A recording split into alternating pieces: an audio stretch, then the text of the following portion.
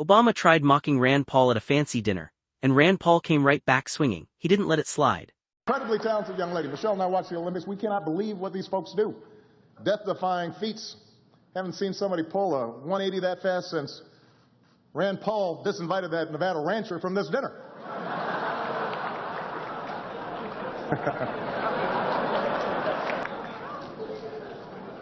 As a general rule, things don't end well if the sentence starts, "Let me tell you something I know about the Negro." You don't really need to hear the rest of it. Just a tip for you. Don't start your sentence that way.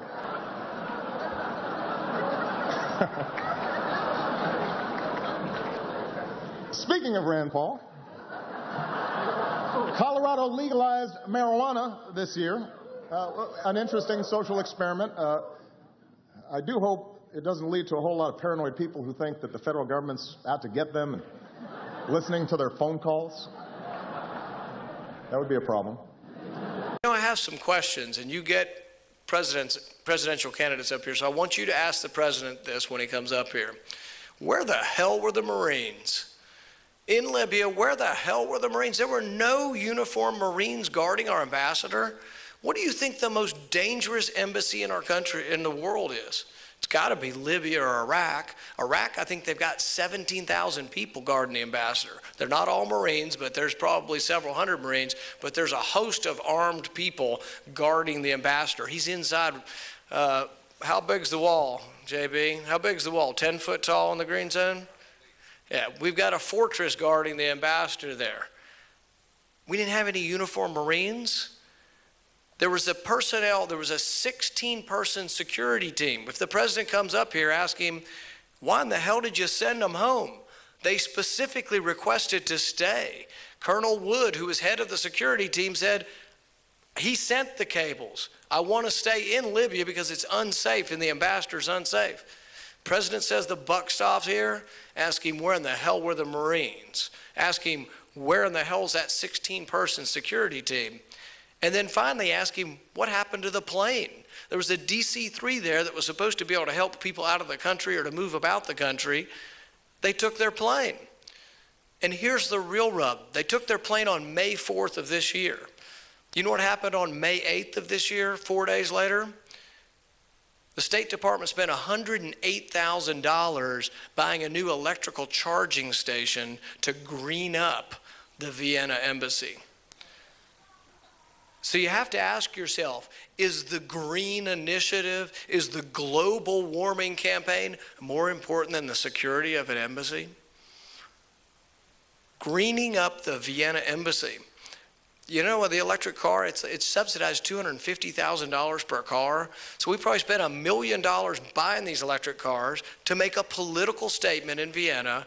We spent $100,000 for an electrical charging station to show off how green we were, but we wouldn't have one Marine guarding our embassy. We wouldn't allow 16 personnel to stay in Libya. We wouldn't allow them a plane. But we got enough money to make a show of a very politicized agenda by the president. I think it's inexcusable, and if he says the buck stops here, someone should be fired. Before we get into this, make sure you subscribe because this clip is a perfect reminder of how differently Washington treated serious national security failures during the Obama years compared to how the media reacts to anything today. What makes this exchange so fascinating is that Barack Obama thought he had the upper hand. At the White House Correspondents' Dinner, Obama was doing what he always did well, using humor, sarcasm, and a friendly media crowd to take shots at Republicans.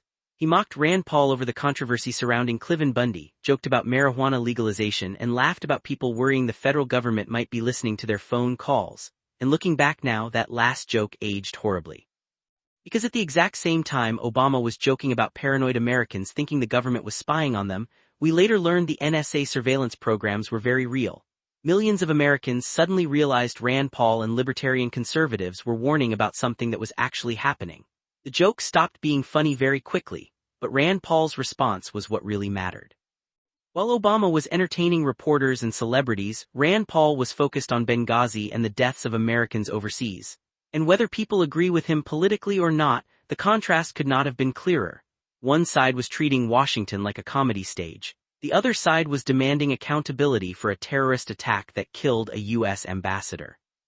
Rand Paul zeroed in on one devastating question: where the hell were the Marines? That line hit because it cut through all the political talking points. Libya was not some peaceful embassy posting. It was one of the most dangerous places on earth after the collapse of Muammar Gaddafi. Everybody knew the situation was unstable. Security officials warned repeatedly that conditions were deteriorating.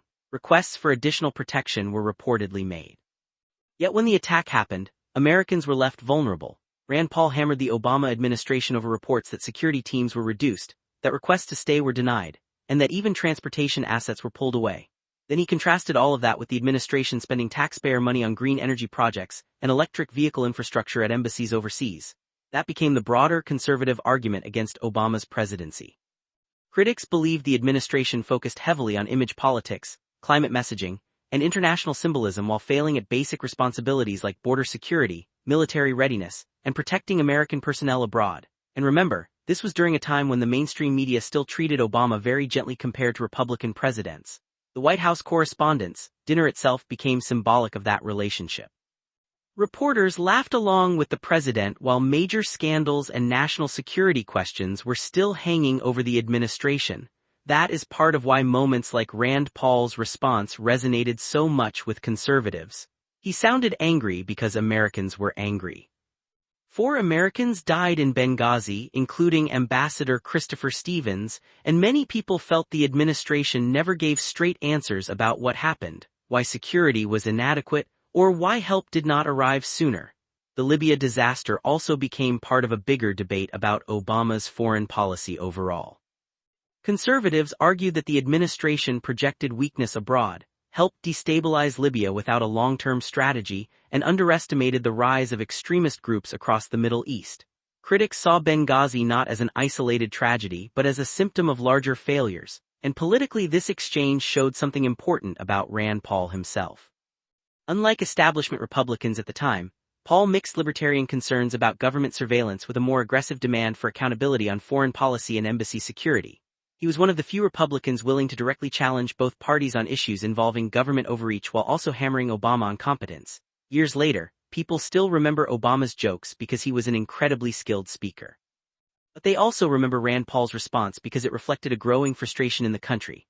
Americans were tired of polished speeches and media performances. They wanted answers. And honestly, looking back now, a lot of Rand Paul's warnings about government power, surveillance, and bureaucratic failure do not sound so crazy anymore. If you think the media protected Obama during Benghazi, or if you think Rand Paul was right to demand accountability, let me know in the comments. And don't forget to like, subscribe, and share this video because these old exchanges explain a lot about how we got to where we are politically today.